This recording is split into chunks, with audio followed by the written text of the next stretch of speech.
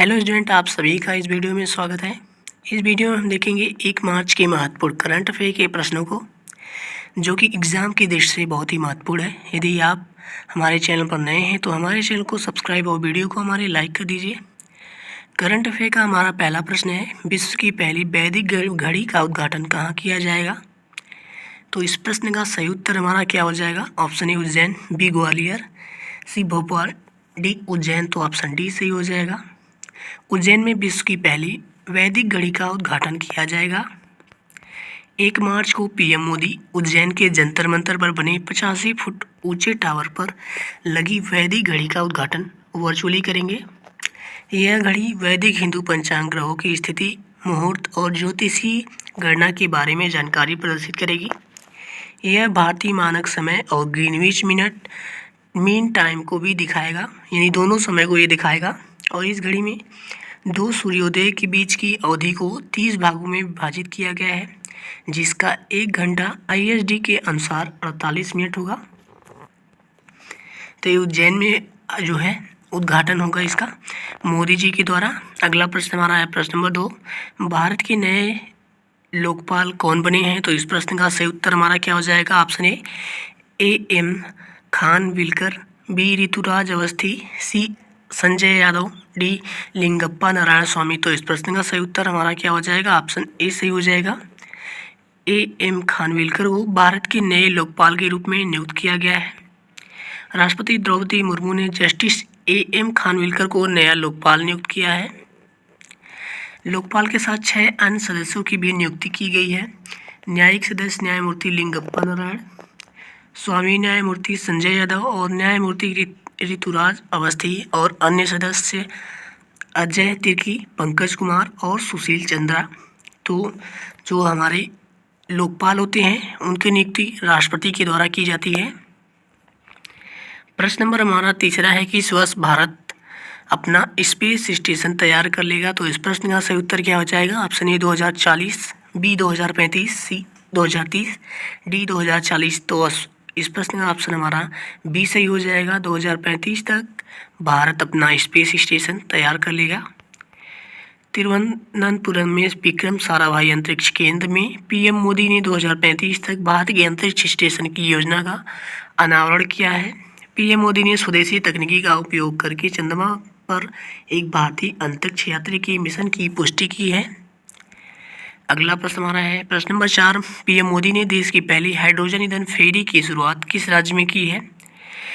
तो इस प्रश्न का सही उत्तर क्या हो जाएगा? Option A Kerala, B Karnataka, C Tamil Nadu, D Maharashtra. तो इस प्रश्न का ऑप्शन हमारा सी वाला सही हो जाएगा। तमिलनाडु में पहली हाइड्रोजन ईंधन फेरी की शुरुआत की है। फेरी एक नाव है, तो उसका उद्घाटन जो है तमिलनाडु में किया गया है। पीएम मोदी ने तमिलनाडु के थूथुकुडी में लगभग 1700 करोड़ रुपए की ज़्यादा परियोजना का शिलान्यास किया है। थूथुकुडी में देश की पहली हाइड्रोजन ईंधन हाइड्रो से चलने वाली फेरी शुरुआत की गई है। ये फेरी वाराणसी की गंगा नदी में चलेगी। हरित नौका पहल के तहत यह फेरी बनाई गई है। प्रश्न नंबर 5 है, मेरा पहला वोट देश के लिए पहल का आयोजन किसके द्वारा किया जा रहा है? तो इस प्रश्न का सही उत्तर क्या हो जाएगा? ऑप्शन ए उत्तर प्रदेश सरकार, बी केंद्र सरकार, सी छत्तीसगढ़, डी मध्य प्रदेश। तो ऑप्शन बी सही हो जाएगा। केंद्र सरकार के द्वारा मेरा पहला वोट देश के लिए पहल का आयोजन किया जा रहा है। केंद्र सरकार मेरा पहला वोट देश के लिए पहल का आयोजन किया जा रहा है, और ये पहल जो है 6 मार्च तक चलेगा।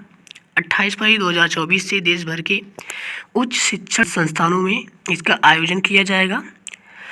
उद्देश्य युवा मतदाताओं को बाहर आकर मतदान करने के लिए प्रोत्साहित किया जाएगा, और ये जो है 6 मार्च तक चलेगा। प्रश्न नंबर 6 हमारा है, हाल ही में हुए राज्यसभा चुनाव में बीजेपी को उत्तर प्रदेश में कितनी सीटें हासिल हुई हैं? इस प्रश्न का सही उत्तर क्या हो जाएगा? Option A 8, B 10, C 12, D 15। तो ऑप्शन हमारा ये सही हो जाएगा। हाल ही में राज्यसभा चुनाव में बीजेपी को उत्तर प्रदेश में 8 सीटें प्राप्त हुई हैं। अगला आगे है, राज्यसभा चुनाव में भाजपा ने उत्तर प्रदेश में 8 सीटें हासिल की हैं। समाजवादी पार्टी ने उत्तर प्रदेश में राज्यसभा चुनाव में 2 सीटें जीती हैं। राज्यसभा का चुनाव जो है इसमें वोटिंग जो है राज्यों के विधायकों द्वारा किया जाता है। राज्यों के विधायकों द्वारा जो है राज्यसभा के सदस्य को चुना जाता है। तो बीजेपी को 8 सीटें प्राप्त हुई हैं। अगला प्रश्न हमारा है प्रश्न नंबर 7, किस देश के द्वारा तंबाकू की बिक्री पर प्रतिबंध लगाने वाला दुनिया का पहला कानून निरस्त कर दिया गया है?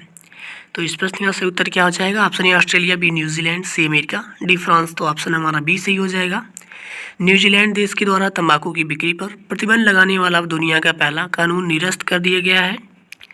तंबाकू की बिक्री पर प्रतिबंध करने वाला दुनिया का पहला कानून न्यूजीलैंड द्वारा निरस्त किया गया है। इस कानून में 1 जनवरी 2009 के बाद जन्मे लोगों को तंबाकू की बिक्री पर रोक लगाई गई थी, जिसको अब रद्द कर दिया गया है।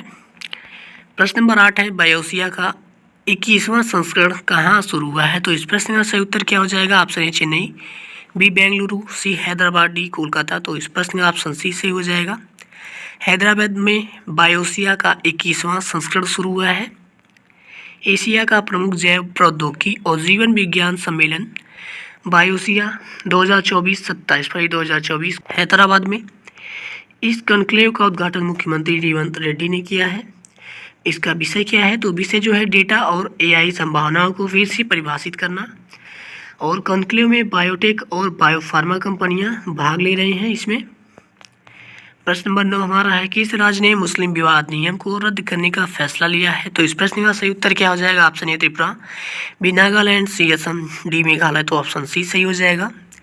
असम राज्य के द्वारा मुस्लिम विवाह अधिनियम को रद्द करने का फैसला लिया गया है।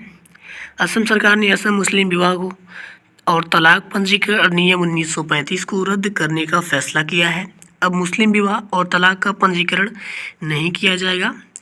मुस्लिम विवाह अधिनियम 1935 के द्वारा जो है 21 वर्ष पुरुषों के लिए और 18 वर्ष महिलाओं के लिए जो है कम आयु के इच्छुक व्यक्तियों को विवाह को पंजीकृत करने की गुंजाइश प्रदान करता है, जिसे असम सरकार के द्वारा रद्द कर दिया गया है। यानी कि पहले जो है असम में लड़का 21 वर्ष से कम और लड़की 18 वर्ष से कम आयु की होती थी तब भी शादी कर लेती थी, जिसे अब रद्द कर दिया गया है।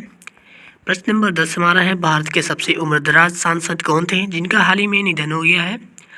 ऑप्शन ए के होयसला, बी मनोहर जोशी, सी अमीन सयानी, डी शफीकुर रहमान बर्क।